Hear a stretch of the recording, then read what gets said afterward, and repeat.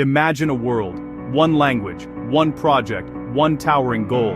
That's the setup for the Tower of Babel, short, sharp, and right after the flood in Genesis. People settle on a plain called Shinar, and I can hear the ambition crackling. Let's make bricks, build a city, a tower that reaches the heavens, so we make a name for ourselves, not God's name, theirs.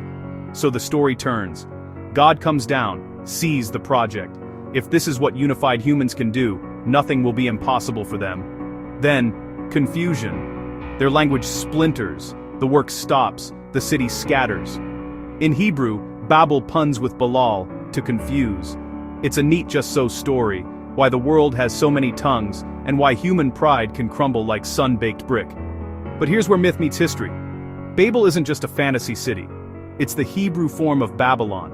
Real place, real kings, real towers. Ancient Babylonians built step pyramids called ziggurats.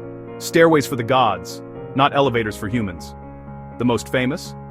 Etemenanki, house of the foundation of heaven and earth. A giant ziggurat dedicated to Marduk, rising from Babylon's center.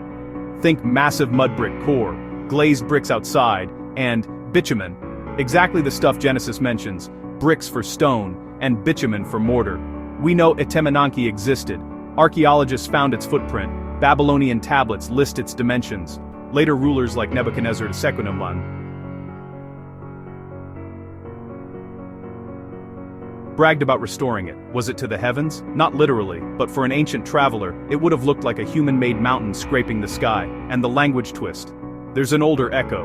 A Sumerian tale, Enmerkar, and the Lord of Arada, imagines a time when all people spoke one tongue, then the speech of humanity was confounded. The idea of a unified language, lost through divine action, was already in the air of Mesopotamia. So the Tower of Babel sits right on the scene, biblical theology stitched to Babylonian skyline. On one side, a moral about pride, humans grabbing the heavens to make their own name. On the other, the very real spectacle of ziggurats, royal propaganda cities flexing their power. Here's a nuance I love. Babel in Akkadian is Bab Ilu, gate of God. To Babylonians, the city opened a gate for the divine. To the biblical author, it became a monument to human vanity. Same bricks, different story.